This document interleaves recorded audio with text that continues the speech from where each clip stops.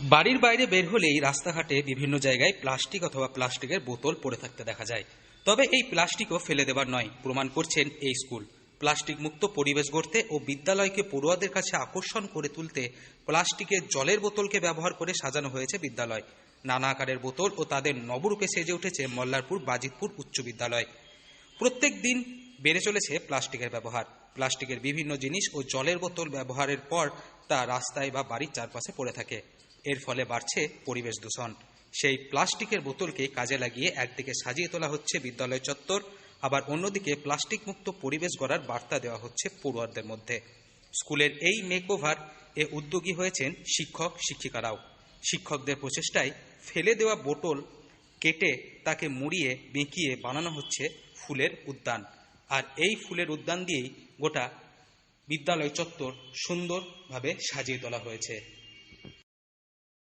প্লাস্টিকের বোতল যেগুলো আমরা ব্যবহার করার পরে ফেলে দিই, সেই বোতলগুলোই ছাত্রছাত্রীদেরকে বলেছি তোমরা নিয়ে এসো।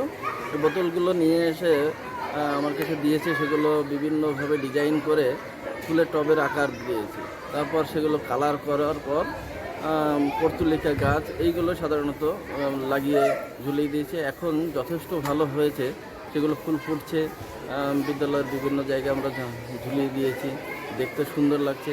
একদিকে যেমন এটা পরিবেশ সচেতনতার বার্তা দেওয়া হচ্ছে, প্লাস্টিক যে আমাদের পরিবেশ দূষণ করছে, সেই দূষণের মাত্রা যাতে কম হয় তার জন্য আমরা এটাকে রিইউজ করছি।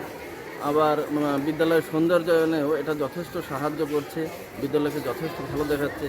এর পরবর্তীতে আমরা আরও বৃক্ষরোপণের বিভিন্ন কর্মসূচি রেখেছি। আমাদের বিদ্যালয়ে একটু জায়গা রয়েছে, সেখানে আমরা বিভিন্ন গাছপালা রোপণ করব। Bajitpur high school, Shankarbag. জলের বোতলকে নানা আকার ও রূপ দিয়ে তৈরি হয়েছে গাছ রাখার আধার। তাতে মাটি ভরে লাগানো হচ্ছে বিভিন্ন লতানো ফুল গাছ ও পাতাবাহারের গাছ। তারপর সেই বোতলগুলিকে সারিবদ্ধভাবে ঝুলিয়ে দেওয়া হচ্ছে স্কুল চত্বরে। এমনকি প্রতিটি শ্রেণীকক্ষের বারান্দায় সামনেও ঝোলানো হচ্ছে এই গাছ লাগানো সুসজ্জিত জলের বোতল, যার ফলে এক অন্য রূপ পাচ্ছে স্কুলটি। শিক্ষকদের সঙ্গে স্কুল সাজানোর কাজে হাত লাগিয়েছেন ছাত্রছাত্রীরাও।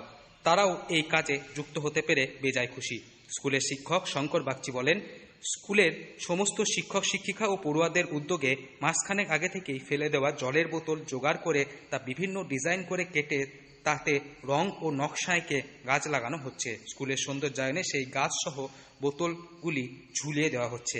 এতে একদিকে পড়ে থাকা প্লাস্টিকের দূষণ কমছে, অন্যদিকে স্কুলের সৌন্দর্যায়নও অনেকটাই বৃদ্ধি পাচ্ছে।